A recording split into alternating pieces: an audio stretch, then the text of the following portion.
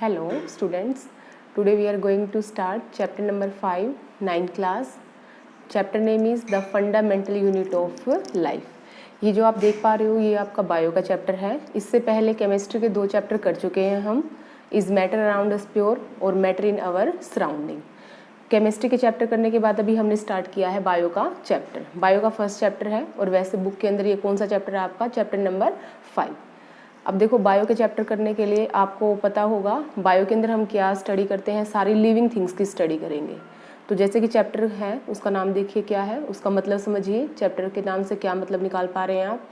तो देखिए क्या है, the fundamental unit of life. Fundamental unit of life का मतलब क्या है कि हमारी बॉडी को बनाने के लिए या किसी भी लिविंग ऑर्गेनिज्म की बॉडी को बनाने के लिए एक आधारभूत इकाई है हमारी, जो बेस है हमारी लाइफ का, वो क्या है, हमारे सेल्स. मतलब हर कोई लिविंग ऑर्गेनिज्म, चाहे वो प्लांट हो, एनिमल हो, कोई भी लिविंग थिंग हो, बैक्टीरिया हो, प्रोटोजोआ हो, फंगस हो, एल्गी हो, हर किसी को बनाने के लिए हर किसी की बॉडी किससे मिलके बनी हुई है, सेल से मिलके बनी हुई है. ठीक है, तो आप यहाँ पे इस चैप्टर में फंडामेंटल यूनिट ऑफ लाइफ जो कि आपका सेल है उसके बारे में स्टडी करेंगे आप. अब देखिए, जैसे कि मान लिया आपको एक घर बनाना है, तो घर बनाने के लिए आपको किस चीज़ की ज़रूरत पड़ेगी, आपको ईंटों की ज़रूरत पड़ेगी. तो ईंटें क्या है, उस घर को बनाने के लिए उसका फंडामेंटल है, उसका बेस है. घर तभी बन पाएगा जब आपके पास क्या होंगी, ब्रिक्स होंगी. तो उसी तरह अगर कोई लिविंग ऑर्गेनिज्म की बॉडी को आपको ऑर्गेनाइज करना है या किसी लिविंग ऑर्गेनिज्म को बनना है, या कोई प्लांट बनेगा हमारा, या कोई एनिमल, या कोई बैक्टीरिया, उसको बनाने के लिए किस चीज़ की ज़रूरत पड़ेगी, सेल्स की ज़रूरत पड़ेगी. तो ये है आपके चैप्टर का नाम, मतलब हम सारा सेल्स के बारे में स्टडी करेंगे यहाँ पे. तो देखिए क्या है आपका, while examine and a thin slice of a cork, Robert Hooke saw that cork resembled the structure of a honeycomb consisting of many little compartments. सबसे पहले जो हमारे साइंटिस्ट थे जिन्होंने डिस्कवरी की थी सेल्स की, तो कौन थे वो, रॉबर्ट हुक. और इन्होंने जो डिस्कवरी थी सेल की, ये कहाँ पे की थी, इन्होंने की थी ये जो हमारी कोर्क होता है. कोर्क का मतलब क्या है, जो हमारे जो प्लांट है, जो उसका बार्क है, बार्क होता है तना, तने से मिलता है हमें कोर्क, तने से क्या मिलता है, कोर्क मिलता है. मतलब एक तरह का ये डेड सब्सटेंस था, ये डेड सेल था प्लांट का, इसको इन्होंने यूज़ किया. और इन्होंने क्या किया, इसके अंदर से इसको बहुत सारे स्ट्रक्चर नज़र आए. तो जो स्ट्रक्चर इसने देखे, ये स्ट्रक्चर किससे रिजेंबल कर रहे थे, हनी कोम से. हनी कोम क्या होता है आपका, जैसे मधुमक्खी क्या करती है, छत्ता बना के रहती है उसके अंदर, तो छोटे छोटे कंपार्टमेंट्स बना देती है, छोटे छोटे वो क्या करती है, वो सर्कुलर फॉर्म में कुछ ऑर्गेनाइजेशन कर लेती है वो. तो उसी से इसने रिजेंबल किया कि जो हनी कोम है उसी की तरह इनको क्या नजर आए, सेल्स नजर आए. मतलब कोर्क को जब इन्होंने माइक्रोस्कोप के अंदर ऑब्जर्व किया तो इनको क्या नजर आया, छोटे छोटे रूम्स नजर आए, लिटिल कंपार्टमेंट्स नजर आए. उसके बाद इन्होंने बोला कोर्क है क्या. कोर्क की डेफिनेशन है यहाँ से, cork is a substance which come from the bark of a tree. Cork क्या है, एक ये सब्सटेंस है जो कहाँ से मिलता है हमें, प्लांट की बार्क से. और बार्क क्या होता है, तना होता है. This was in the year 1665 when Hooke made this chance observation through a self designed microscope. जो रॉबर्ट हुक है उन्होंने जो डिस्कवरी थी, सेल की डिस्कवरी, इसको कब किया, 1665 में. और इन्होंने क्या किया, मतलब बाय चांस इन्होंने ये नई जो डिस्कवरी थी वो कर दी इन्होंने. और इसको डिस्कवरी करने के लिए इन्होंने क्या किया, उस टाइम पे माइक्रोस्कोप तो नहीं थे, इन्होंने खुद का माइक्रोस्कोप डिज़ाइन किया और उन्हीं के अंदर इसने क्या किया, जो हनीकॉम लाइक इनको जो स्ट्रक्चर नजर आए थे उनको ऑब्जर्व किया. रॉबर्ट हुक ने क्या बोला, कॉल दीज बॉक्सेस सेल्स. जो इनको बॉक्स की तरह स्ट्रक्चर नजर आया उसको क्या नाम दे दिया रॉबर्ट हुक ने, सेल्स का नाम दे दिया. और जो सेल है उसको लैटिन में क्या बोलते हैं, लिटिल रूम. क्या बोला जाता है, लिटिल रूम बोला जाता है. This may seem to be very small, ये देखिए उसके बाद, This may seems to be very small and significant incident, but it is very important in the history of science. ये एक छोटा सा इंसिडेंट था, इनसिग्निफिकेंट माना गया था इसको स्टार्टिंग में, लेकिन इसने क्या किया, जो साइंस की हिस्ट्री थी उसके अंदर एक नया, इसने नई कोई ऑर्गेनाइजेशन, मतलब नई कोई डिस्कवरी इन्होंने की. This was the first time that someone had observed that living things appear to consist of separate unit. तो ये सबसे पहले डिस्कवरी थी जिसके अंदर पता चला कि जो हमारे लिविंग थिंग्स हैं वो अलग अलग यूनिट से मिलके बने हुए हैं. और जो यूनिट क्या है, यूनिट है आपकी sales. The use of the word cell to describe this unit is being till this day in the biology। और जो बायोलॉजी है उसके अंदर हम किसका यूज़ करते हैं, सेल्स का यूज़ करते हैं। तो let us find out about the cells. हमें सेल्स के बारे में उसका स्ट्रक्चर कैसा होता है उसको ऑब्जर्व करना है। तो देखिए क्या है आपका, what are living organism made up of. अब आपसे कोई ये क्वेश्चन करे कि लिविंग ऑर्गेनिजम्स किस चीज़ के बने होते हैं, क्या है उनका फंडामेंटल, क्या बोलोगे आप उसका फंडामेंटल, उनका फंडामेंटल क्या है, सेल्स है। तो एक्टिविटी में क्या किया गया है, ओनियन पील का यूज़ किया गया है और ओनियन पील के जो सेल्स हैं उसको माइक्रोस्कोप के अंदर ऑब्जर्व किया गया और उनकी शेप को चेक किया गया है। और इसमें क्या किया है, अलग अलग साइज़ के आपको ओनियन बल लेने हैं। कोई छोटा प्याज लेना आपको, कोई थोड़ा बड़ा लेना है, उससे बड़ा लेना है। फिर उसको आपको क्या करना है, माइक्रोस्कोप के अंदर आप जब ऑब्जर्व करेंगे तो आपसे क्वेश्चन किया गया है जो शेप है हमारे सेल्स की क्या वो अलग अलग होगी या फिर सेम होगी। साइज तो आपको पता है डिफरेंट होगा ही सेल्स का, क्योंकि आपने क्या किया है, ओनियन को अलग अलग यूज़ किया है। तो क्या शेप में भी कोई डिफरेंस आ जाएगा क्या, तो चेक करते हैं इस एक्टिविटी में क्या है। Let us take a small piece from an onion bulb. Onion bulb से हमें क्या लेना है, एक छोटा सा टुकड़ा लेना है with the help of pair of forcep. Forcep मतलब एक तरह से चिमटी होती है जिसका यूज़ हम कहाँ पे करते हैं, साइंस के अंदर एक्सपेरिमेंट करने के लिए करते हैं। और उसका यूज़ क्या करेंगे हम, we can peel off the skin. Skin मतलब जो बाहर की लेयर है, जो ओनियन को हमने छिलका उतार दिया है और उसके बाद जो आपको पर्पल कलर की जो लेयर नजर आती है उसको हम क्या बोलते हैं, एपिडर्मिस। किसकी एपिडर्मिस है वो, ओनियन पील की एपिडर्मिस है, ओनियन की एपिडर्मिस है। जैसे ही हमने उसको क्या किया, पील को ऑफ कर लिया है, जो पर्पल कलर जो उतारा है आपने किससे, ओनियन बल्ब से, उसको आपको क्या करना है, उतारने के बाद तुरंत बाद आप उसको कहाँ डाल दोगे, वाच ग्लास। वाच ग्लास एक कांच की छोटी सी प्लेट होती है, उसके अंदर आपको क्या रख लेना है, पानी रख लेना है। क्योंकि आपको क्या करना है, वो सेल पानी के अंदर आपको रखने हैं। अगर सूखा रखोगे आप उसको तो सेल्स क्या हो जाएंगे, मर जाएंगे। तो उसको कुछ टाइम के लिए आपको क्या करना है, सर्वाइव करना है। तो उसके लिए आपको कहाँ पे रखना पड़ेगा उनको, पानी के अंदर। फिर उसके बाद देखिए इन्होंने यही लिख रखा है कि क्यों रखते हैं उसको पानी के अंदर, टू गेटिंग फोल्डेड और गेटिंग ड्राई, क्योंकि जो हमारे सेल्स है वो क्या हो जाएंगे, ड्राई हो जाएंगे, उनसे बचाने के लिए। उसके बाद क्या करना है आपको, let us take a glass slide. आपको एक ग्लास की स्लाइड लेनी है, उसके ऊपर आपको क्या रखना है, पानी रखना है। और जो आपने पील उतारी है, जो पर्पल कलर की पील आपने ओनियन बल्ब से उतारी है, वो आपको क्या करनी है, वॉच ग्लास से उस स्लाइड के ऊपर आपको ट्रांसफ़र करनी है। अब वॉच ग्लास से स्लाइड पे जब आप पील को ट्रांसफ़र करेंगे तो आपको ध्यान रखना है, एक पेंट ब्रश होती है, हेयर पेंट ब्रश, उसका आपको यूज़ करना है। तो उससे हम क्या कर देंगे, जो हमने वाच ग्लास के अंदर जो हमारा सेल है, जो कि मतलब ओनियन बल्ब की जो पील है, उसको हम किसके अंदर ट्रांसफ़र कर देंगे, जो हमारी ग्लास की स्लाइड है उसके ऊपर। फिर हमें डालना है एक सॉल्यूशन। सॉल्यूशन का नाम क्या है, सेफ्रेनिन सॉल्यूशन। क्या नाम है सॉल्यूशन का, सेफ्रेनिन सॉल्यूशन। मतलब एक तरह से ये डाई है। डाई क्या करती है, जो हमने ओनियन पील ली है उसके सेल्स को क्या कर देगी, कलर कर देगी। और कलर करने से के बाद क्या होगा, उनको माइक्रोस्कोप के अंदर जो ऑब्जर्वेशन होगी वो क्लियर हो जाएगी। मतलब हमें कलर डालने के बाद क्या होगा कि हमें जो पार्ट्स हैं सेल्स के वो हमें नज़र आने शुरू हो जाएंगे। जैसे ही आपने वहाँ पे सेफ्रेनिन सॉल्यूशन डाला, उसके बाद आपको क्या करना है, कवर स्लिप से आपको ओनियन पील को क्या कर देना है, कवर कर देना है।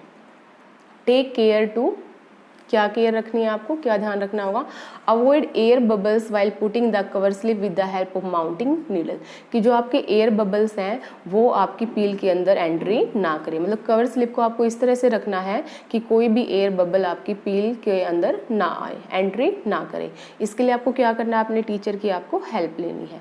तो जो भी आपने स्लाइड के ऊपर जो आपने ओनियन पील रखी है उसको हम क्या बोलेंगे, temporary mount of the onion पील।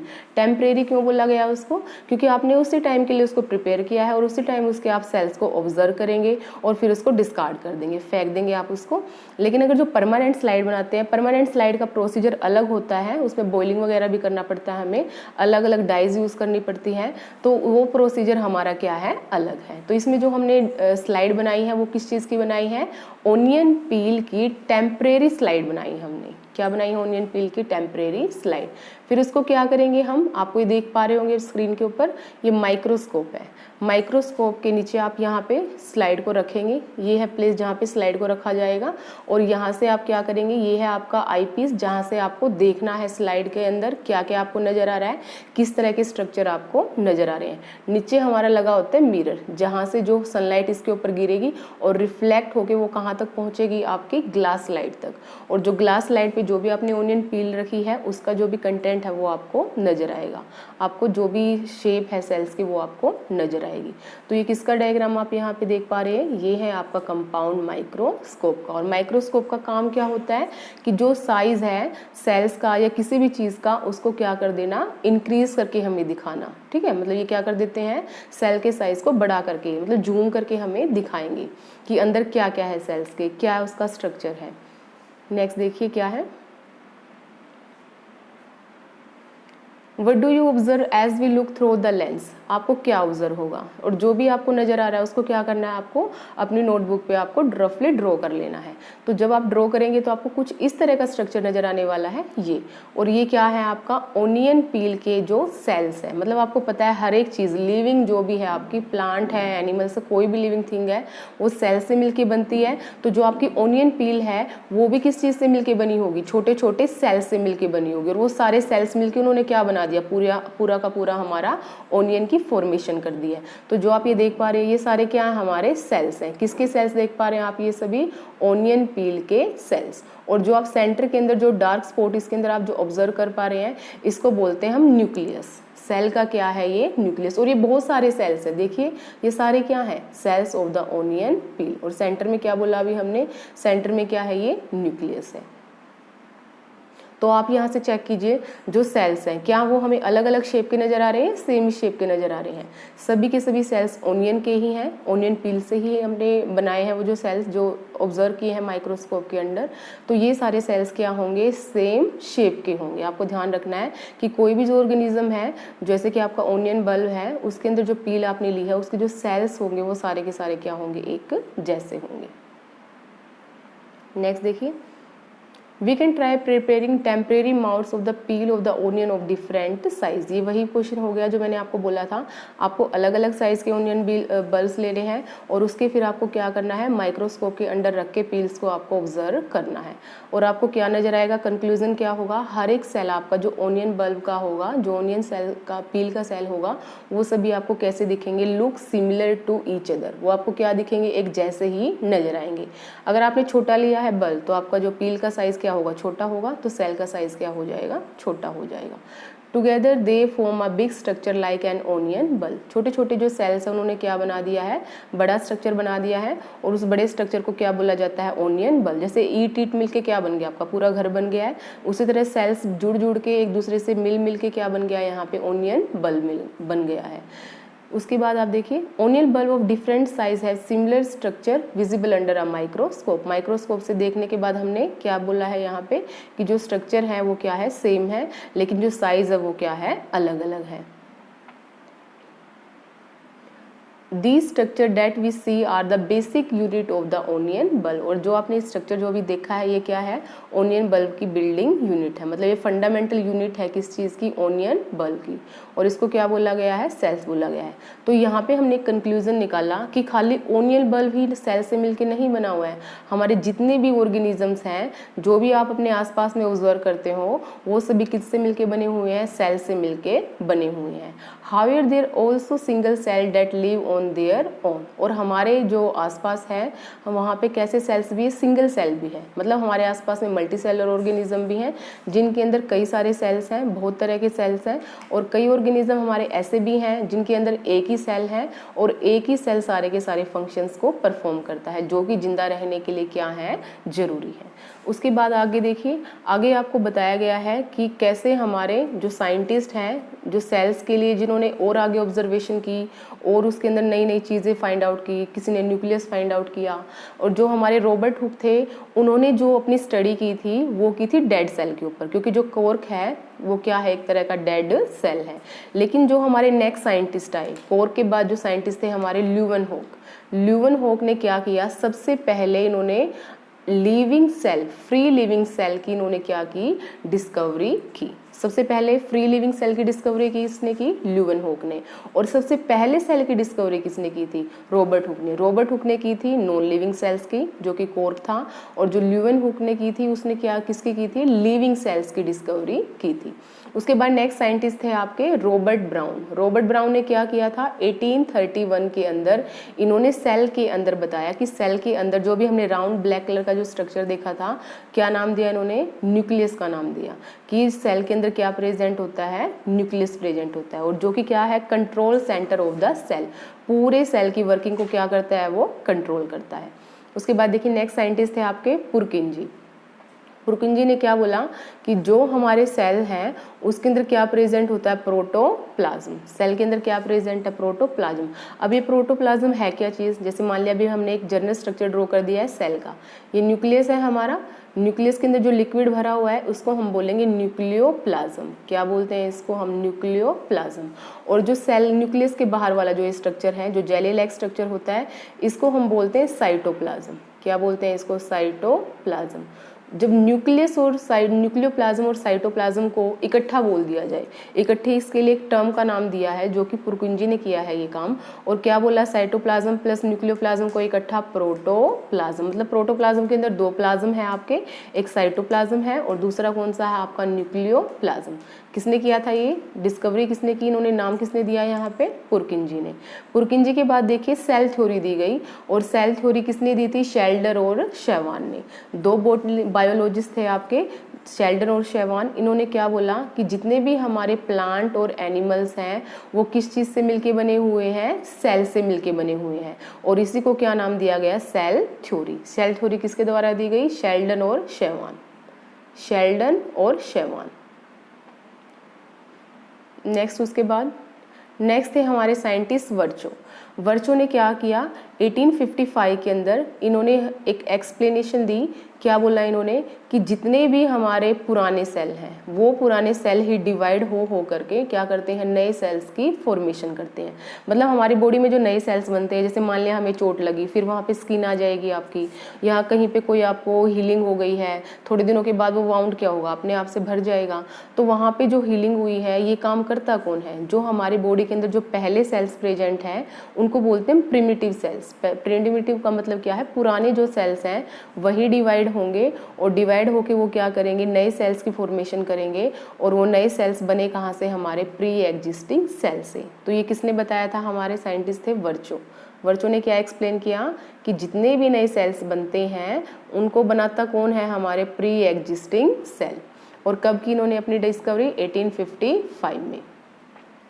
ये था हमारा सारा कि कैसे हमारी जो सेल है उसके अलग अलग पार्ट्स को डिफाइन किया गया, क्या क्या नाम दिया गया, किस किस साइंटिस्ट ने इसके ऊपर वर्क किया। इंपॉर्टेंट है आपका ये पार्ट, यहाँ से कोई ना कोई क्वेश्चन आपसे पूछा जा सकता है। उसके बाद देखिए The invention of magnifying lenses lead to the discovery of microscopic world। जब तक आपके पास मैग्नीफाइंग लेंस की डिस्कवरी नहीं हुई थी तब तक आपको जो माइक्रोस्कोपिक वर्ल्ड है, जो माइक्रो ऑर्गेनिज्म है, तब तक आपको उनका पता नहीं था। लेकिन जैसे ही मैग्नीफाइंग लेंसेज की डिस्कवरी हुई, हमने क्या करना शुरू कर दिया? जो भी माइक्रोस्कोपिक वर्ल्ड, माइक्रोस्कोपिक मतलब जो बहुत छोटे साइज के हैं, जिन्हें हम नेक्ड आइज से नज़र नहीं कर सकते, जो नज़र नहीं आते हैं, उनको किसकी हेल्प से देखा गया? By the use of the magnifying lenses. अब एग्जाम्पल के लिए जैसे कि आपने सुना भी होगा, अमीबा है, पैरामीशियम है, ये बहुत ही छोटे ऑर्गेनिज्म है, लिविंग ऑर्गेनिज्म है। आपने माइक्रो ऑर्गेनिज्म का एक चैप्टर किया होगा 8th क्लास के अंदर, जहाँ पे आपने किया होगा कि बहुत छोटे ऑर्गेनिज्म है जो कि लिविंग है, लेकिन हमें ये नज़र नहीं आते हैं। इनको देखने के लिए किस चीज़ का यूज़ किया जाता है? माइक्रोस्कोप का यूज़ किया जाता है। तो यही बताया गया आपको कि हमारे कुछ एक ऐसे ऑर्गेनिज्म हैं जो कि एक ही सेल से मिलकर बने हुए हैं, एक ही सेल है इनकी बॉडी के अंदर, और वो ही सेल सारा काम करेगा, खाना लेने का भी, डाइजेशन का भी, बॉडी के बाहर जो वेस्ट को रिमूव करना है उसका भी, हर तरह का काम एक ही सेल परफॉर्म करेगा। तो देखिए क्या क्या है ऑर्गेनिज्म के एग्जाम्पल बताए गए हैं आपको। अमीबा, अमीबा के बाद क्या है आपका? क्लेमाइडोमोनास, एल्गी है आपकी Chlamydomonas, paramecium, and bacteria. Paramecium आपका प्रोटोजोआ है और बैक्टीरिया। तो ये सारे जो ऑर्गेनिज्म है, बैक्टीरिया हो गए, कुछ एक एल्गी हो गई आपकी, अमीबा हो गया, अमीबा एक प्रोटोजोआ है, पैरामीशियम भी एक प्रोटोजोआ है। तो ये जो सारे ऑर्गेनिज्म हैं इनको हम बोलते हैं यूनिसेलुलर ऑर्गेनिज्म। यूनि का मतलब होता है सिंगल, सेलुलर का मतलब है सेल। इनकी पूरी बॉडी एक ही सेल से मिलके बनी हुई है। लेकिन इसके अलावा हमारे पास मल्टी सेलुलर ऑर्गेनिज्म भी हैं जिनकी बॉडी क्या है, ग्रुप ऑफ सेल से मिलके बनी हुई है। मतलब अलग अलग तरह के सेल्स हैं और जिन्होंने मिलके क्या कर दिया, पूरी बॉडी को फॉर्म किया है। तो उसको हम क्या बोलते हैं, मल्टी सेलुलर ऑर्गेनिज्म। मल्टी का मतलब क्या है, मैनी, सेलुलर का मतलब क्या है, सेल्स। एग्जाम्पल क्या है मल्टी सेलुलर ऑर्गेनिज्म की, देखिए आप, फंगस हो गया आपका, प्लांट्स हो गए, एनिमल्स हो गए, और हम खुद ह्यूमन बींग्स, हम भी क्या है, मल्टी सेलुलर ऑर्गेनिजम्स। तो आपको यहाँ पे क्या बताया गया है इस पैराग्राफ के अंदर, यूनिसेलुलर ऑर्गेनिज्म को बताया गया है क्या होते हैं, मल्टी सेलुलर ऑर्गेनिज्म बताए गए हैं क्या होते हैं, और साथ में क्या बताए गए हैं, उनके एग्जाम्पल बताए गए हैं। लेकिन एक इंटरेस्टिंग चीज़ आपकी जो आपको यहाँ पे जाननी चाहिए वो क्या है कि जितने भी मल्टी सेलुलर ऑर्गेनिज्म हैं उनकी फॉर्मेशन एक सिंगल सेल से हुई है। उनकी फॉर्मेशन किससे हुई है, एक सिंगल सेल से हुई है। जैसे कि आपको पता होगा मेल और फीमेल के अंदर क्या होता है, सेक्स सेल्स होते हैं, और वो सेक्स सेल्स मिलके क्या बनाते हैं, जाइगोट बनाते हैं। और जाइगोट क्या होता है आपका, एक सिंगल सेल होता है। मतलब हमारी जो फॉर्मेशन हुई है या कोई भी जो लिविंग थिंग की जो फॉर्मेशन हुई है, स्टार्टिंग के अंदर उनकी बॉडी के अंदर भी क्या था, एक सिंगल सेल था, और उस सेल ने डिवाइड हो करके क्या बना दिया, हमारे कई सारे अलग अलग तरह के सेल्स बनाए। तो आप यहाँ से क्या लिखेंगे कि एक सिंगल सेल से ही हमारी बॉडी की जो मल्टी सेलुलर ऑर्गेनिज्म है उनकी क्या हुई है, शुरुआत हुई है। नेक्स्ट आपका एक्टिविटी। इस एक्टिविटी के अंदर आपको क्या करना है, we can try preparing temporary amount of leaf peel. आपको क्या लेना है, लीफ लेनी है, मतलब आपको पत्ते लेने हैं, रूट्स लेनी है, रूट्स के आपको टिप पार्ट लेने हैं, और आपको क्या करने हैं, even peels of the onion of different sizes. मतलब आपको लीफ पार्ट भी लेना है, आपको रूट पार्ट भी लेना है, आपको पील पार्ट लेना है, और आपको क्या करना है, इन सभी को आपको क्या करना है, माइक्रोस्कोप के अंदर आपको ऑब्जर्व करना है। और आपको देखना है, देखिए क्या क्या देखना है, आपको क्वेश्चंस दिए गए हैं। Do all cells look alike in the term of shape and size. जो रूट सेल्स हैं, जो स्टेम सेल हैं, जो लीव सेल हैं, जो पील सेल हैं, क्या वो सारे के सारे एक ही जैसे नजर आ रहे हैं क्या, किस शेप उनकी सेम है, क्या साइज उनकी सेम है। Do all cells look alike in the structure, क्या सभी का स्ट्रक्चर क्या सेम है।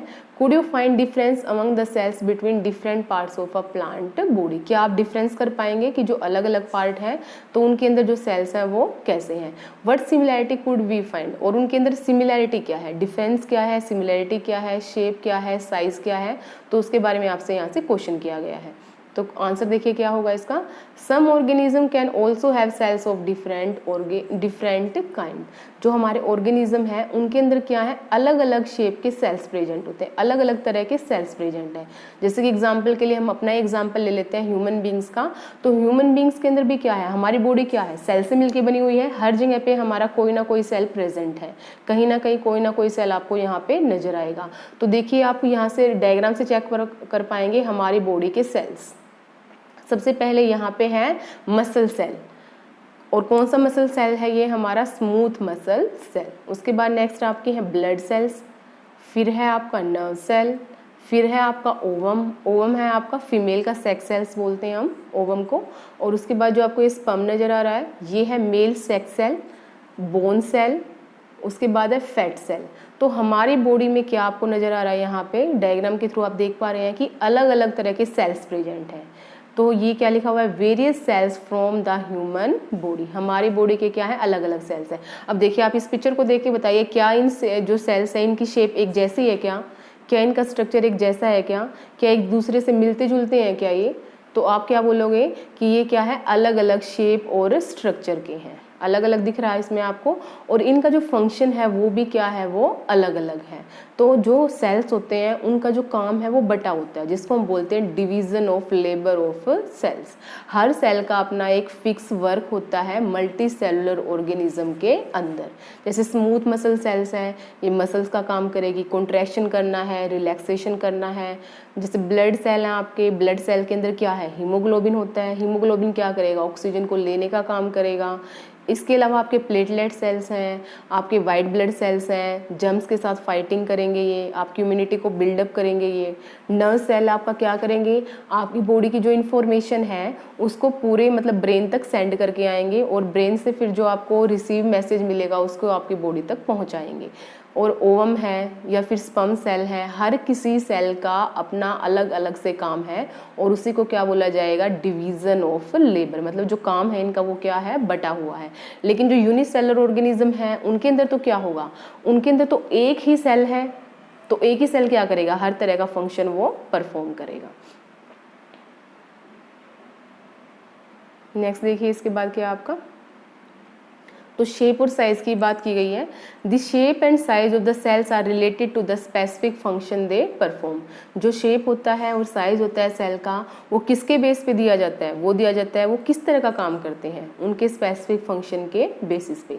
जैसे हमने एग्जाम्पल लिया है अमीबा। अमीबा एक यूनिसेलुलर ऑर्गेनिज्म है, तो इसका सेल कैसा है, ये अपनी शेप चेंज करता रहता है। शेप चेंज क्यों करता है, क्योंकि इसको खाना भी उसी सेल की हेल्प से खाना है, डाइजेशन भी उसी सेल की हेल्प से करना है सॉरी, और जो इसको मूवमेंट है वो भी क्या है, उसी सेल की हेल्प से करना है।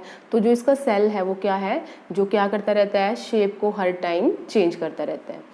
तो इसकी जो आप बोल सकते हो शेप फिक्स नहीं है। और आपने ड्रॉ भी करते हो ना जब आप अमीबा, तो उसमें हम बोलते भी हैं कि अमीबा की जो सेल है उसकी शेप फिक्स नहीं है, क्योंकि कैसा सेल है ये, जो अपनी शेप को क्या करता रहता है, चेंज करता रहता है। लेकिन हमारी बॉडी के अंदर नर्व सेल की एक टिपिकल शेप है। शेप ऐसी क्यों है, क्योंकि उसको क्या करना पड़ता है, एक फिक्स एक पेक्युलर फंक्शन करना पड़ता है, एक यूनिक फंक्शन है हमारे नर्व सेल का, इसलिए उसकी शेप क्या है, फिक्स है। अगर आपको बोल दिया जाए कि नर्व सेल ड्रॉ कीजिए, तो नर्व सेल की शेप आपको वही ड्रॉ करनी है, आपको वही नर्व फाइबर्स बनाने हैं, एक्सोन बनाना है, बताएंगे इसको भी कैसे क्या ड्रॉ करेंगे। तो आपको क्या करना है, वहाँ पे एक पर्टिकुलर शेप ही आपको नर्व सेल की ड्रॉ करनी है। आगे देखिए, each living cell has the capacity to perform certain basic function that are the characteristic of all living forms। हर एक सेल का एक बेसिक फंक्शन है, मतलब कोई भी सेल हो आपका, कुछ एक फंक्शन क्या है, बेसिक है, जो हर किसी सेल को करने ही करने हैं, अगर क्या करना है, उनको जिंदा रहना है। तो उसके बाद है कुछ एक सेल्स के फंक्शन क्या है, बटे हुए भी हैं, जिसको भी हमने बोला था डिवीजन ऑफ लेबर। जैसे कि हम अपनी बात करें, हमारी बॉडी के अंदर क्या है, जो हार्ट है उसको क्या करना पड़ेगा, ब्लड को पंप करना पड़ेगा, काम बटा हुआ है हार्ट का। जो हार्ट के सेल्स हैं, जो कार्डियक मसल्स हैं, उनका काम अपना फिक्स है, ब्लड को पंपिंग करने का काम है उनका। और जैसे कि हमारा स्टमक है, जो पेट है, उसको क्या करना है, उसको खाने को डाइजेशन ही करना है, फंक्शन उसका क्या है, फिक्स है।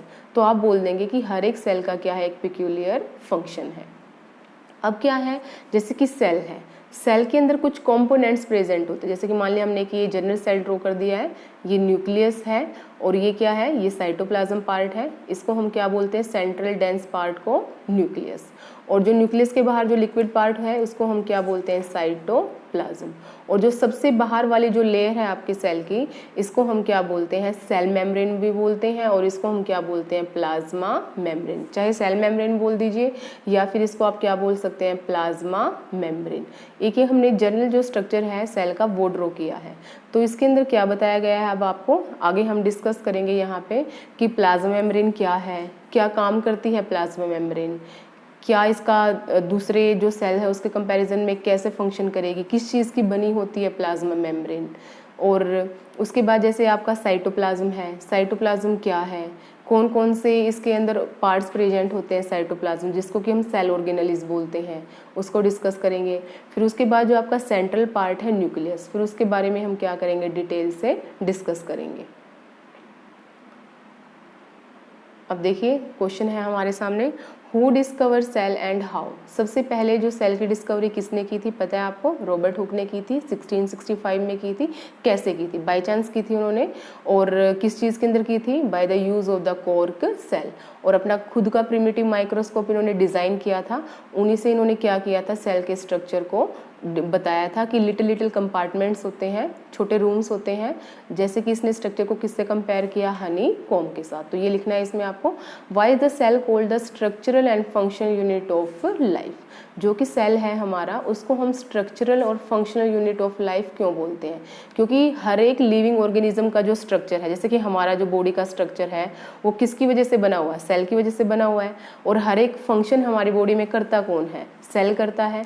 तो उसके बेस पे बोला जाएगा कि जो हमारा सेल है वो स्ट्रक्चरल और फंक्शनल यूनिट है किसकी? हमारे लाइफ की। हमारी लाइफ मतलब हर एक लिविंग ऑर्गेनिज्म की जो लाइफ है वो किसके ऊपर डिपेंड है? सेल्स के फंक्शनिंग के ऊपर डिपेंड है।